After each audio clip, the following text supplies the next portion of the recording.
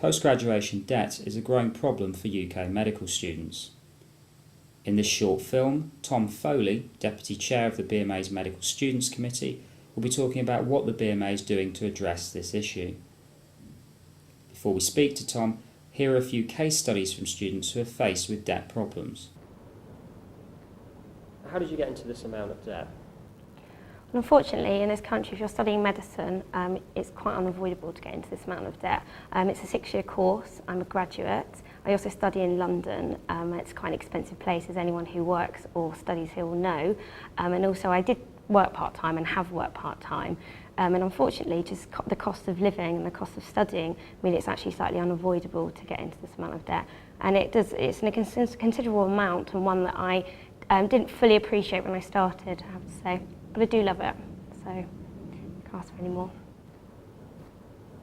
And how is this debt affecting you now?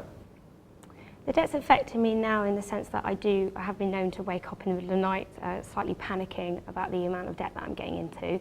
Anyone who's got a student loan out knows that getting your annual bill from them is not the most delightful thing to open, and that's quite stressful. But more importantly, it's quite stressful looking into the future and seeing how long I'm going to have to repay this debt back.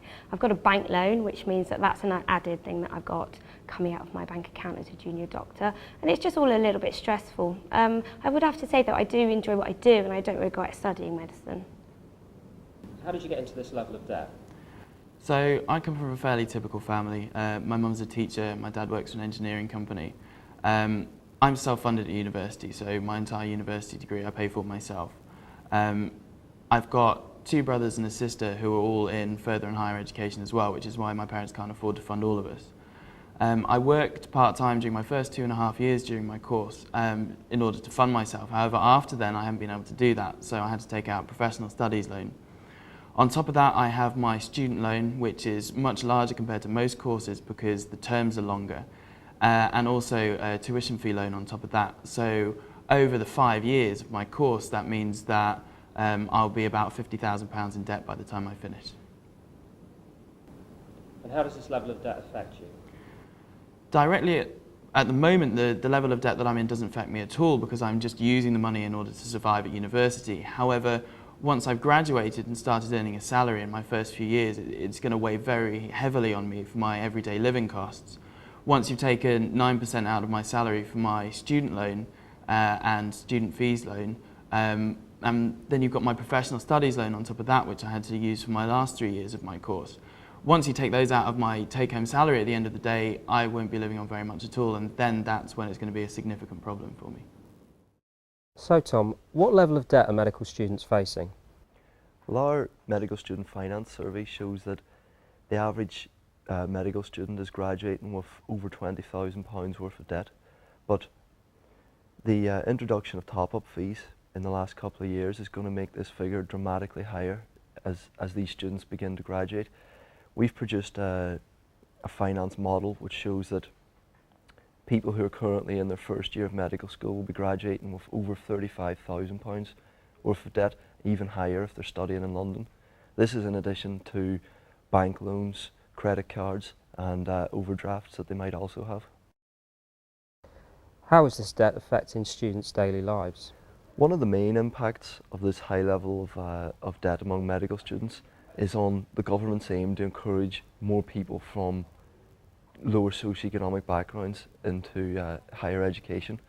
There's a recent report commissioned by the Sutton Trust which showed that of students who decided not to go to university, one of the biggest factors in their decision making was the fear of debt.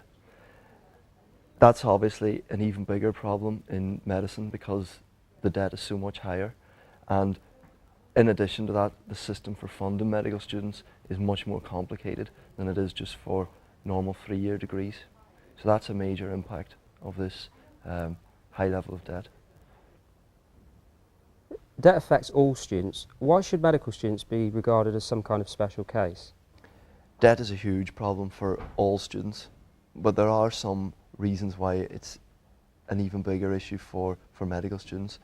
For a start, medical degrees are 2, sometimes 3 years longer than an average 3-year degree, and also on most degrees the academic year is 30 weeks long, while on most years of a medical degree it's actually 45 weeks long. The result of this is that people run up more debt, but also have less opportunity to work during the holidays. But apart from debt, there are other issues facing medical students, particularly the complexity of the funding system.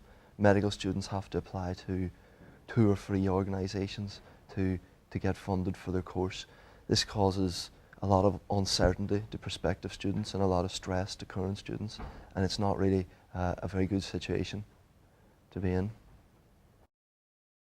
What is the BMA doing about this problem?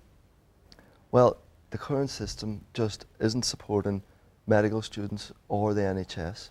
We're calling on the government to commission an urgent independent review of medical student finance. We want the government to recognise the particular issues that are facing medical students, and ultimately what we want is for the system to attract medical students based on their ability to become good doctors, not just their ability to be able to pay for it.